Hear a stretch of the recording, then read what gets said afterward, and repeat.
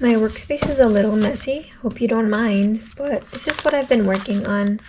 I've been gluing together and collaging these papers. This is a printmaking paper, and I've just kind of hodgepodged them together.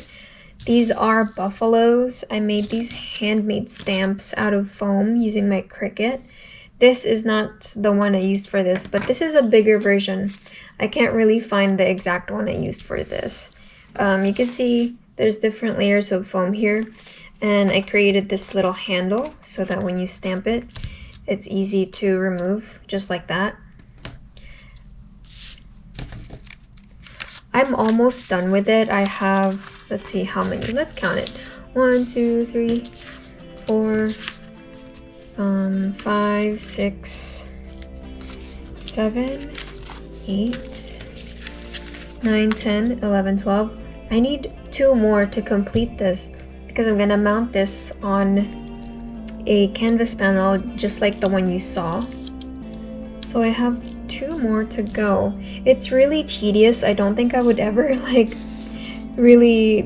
don't think I would ever do this again.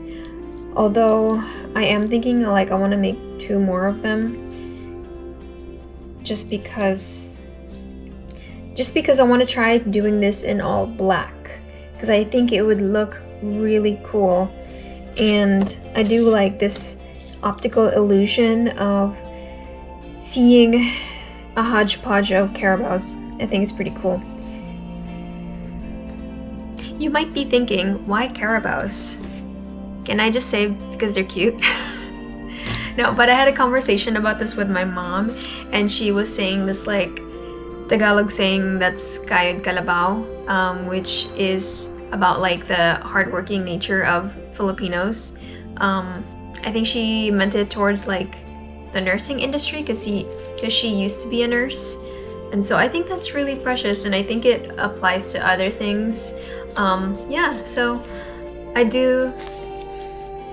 really like them. Last time I went home was last year in July, and I ran into a Carabao while we were at the beach, and it was just so cute. It was just sleeping in a puddle of water. It was adorable. I think low-key I was like, that's me. Also, it's Filipino History Month. Did you know? Every October in the United States of America, it is Filipino History Month. So we're gonna celebrate how just by I'm just gonna keep making this. I'm gonna finish this collage, and that's gonna be my celebration of Phil-Am month.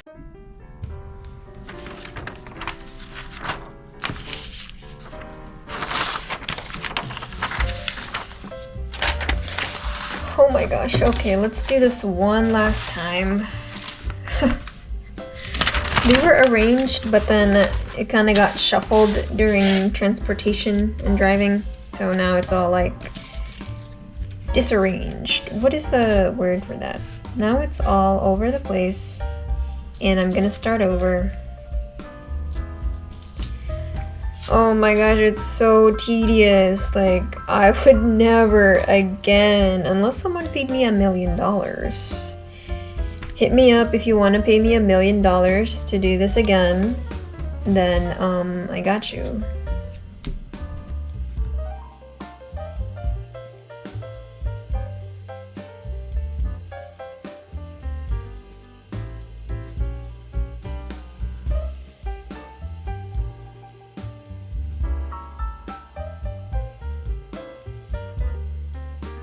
We might be in trouble. I am missing 2 pieces to this. Oh my goodness, I can't finish this collage with 2 pieces missing. There's gonna be an empty square in this. This is not good. Where did it go? Oh. There's 1,000 tiny little pieces and 2 get lost. Are you kidding? Are you serious? Okay. Don't panic. We can look for it. Maybe it dropped somewhere. Let's go look. Haha. I found them. They were in my laptop bag. Cool, now we can finish this. Okay, y'all, so you remember how I told you I found both of the missing pieces? Now something a little wacky is going on because this is the last piece, right? And that does not go together. That does not go together. What is going on? I probably, oh my gosh, I know what I did. I think, you know, it's gonna be really hard to go through all of this and find the one that I put upside down. Because I thought you know what if I just like put this little thing in here and let it be part of the art and let people be like, whoa, this one piece is actually upside down. That's crazy. You know what? I might just roll with that and you will be the only one to know. So that's our little secret. This little piece, that's our little secret. Shh.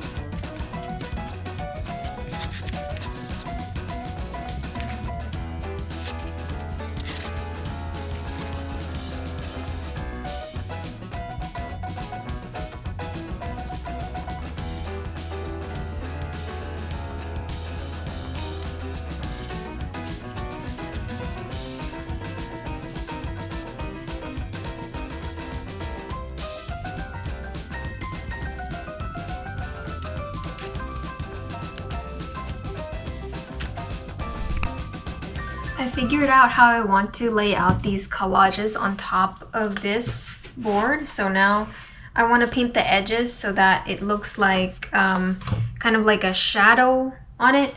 I am planning to have it have some like things to lift it off the wall here. So it looks like it's levitating off a wall. And with this brown folk art matte paint, I just want to cover the edges so that it blends in with the piece and gives it that kind of like shadow effect on the back of it. Because this is too much of a contrast, I think. So let's cover that. I also chose this matte paint because it would not be shiny. So as much as possible, I want to take attention away from the edges because I want the collage to be the main visual point.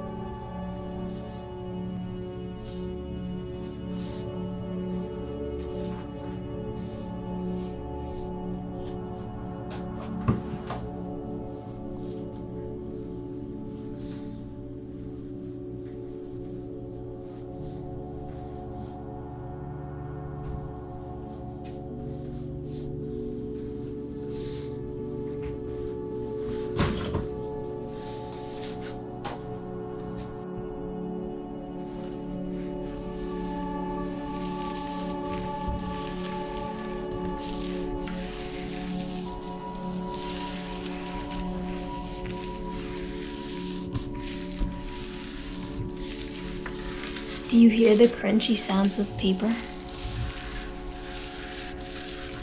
It's music to my ears.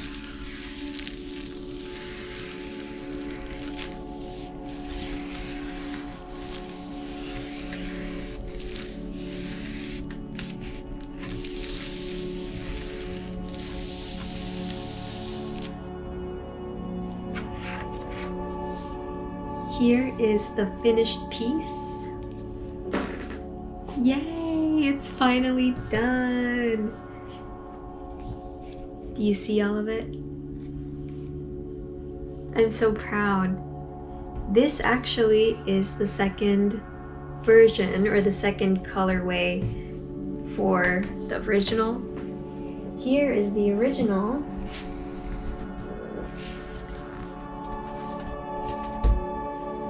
This one is a lot more colorful. I made this for the art show that I won a grant for, or that was funded in part by the city of Austin. And the art show was called Dear Immigrant Girl. And I chose to do a collage because I think of it as like fragmented memories. Like there are lots of pieces of the same color that go together, but I decided to paint them, cut them up, and blindly kind of try to put them back together. And I think of that of my memories, like growing up and immigrating with my family.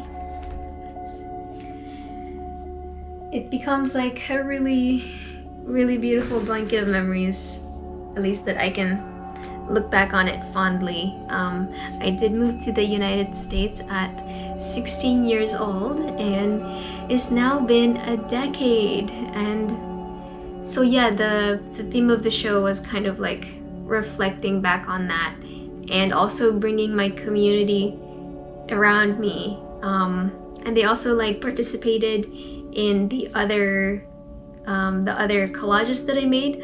I got quotes from them to stencil on the art.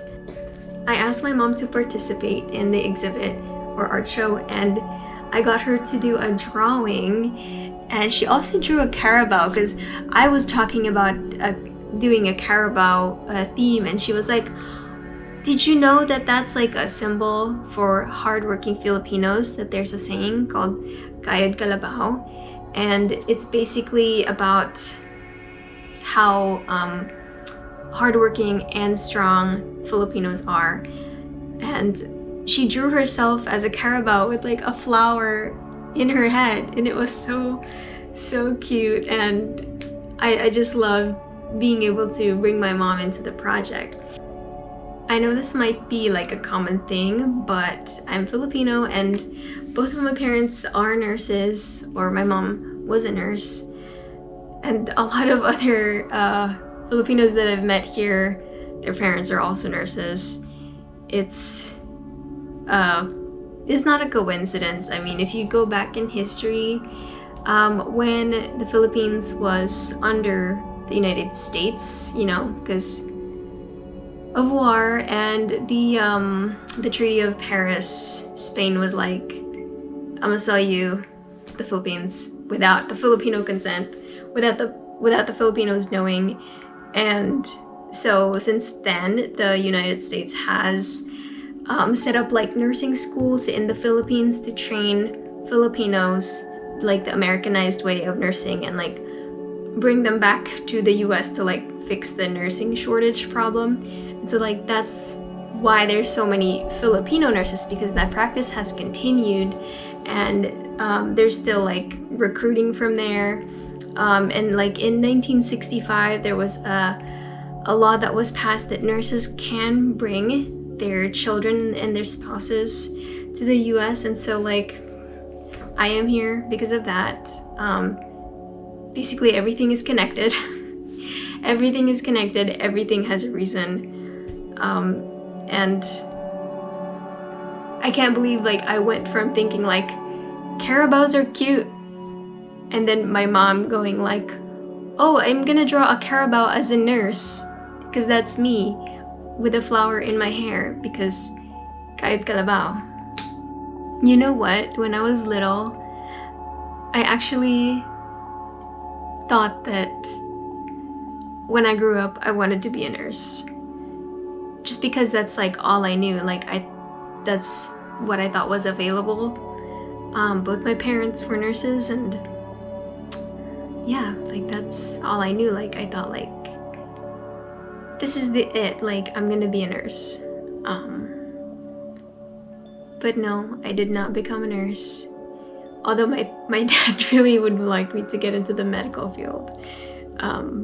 Do you remember when you were a kid and time felt so long? I have vivid memories of going with my mom to her day job as a nurse in a sugar mill factory and working in her tiny little nursing office, and I would take naps on the patient bed, you know, like where, I don't know, people get checkups, I guess. And I would also like go sit at her desk and pretend to be like working because I'm like the nurse or something. And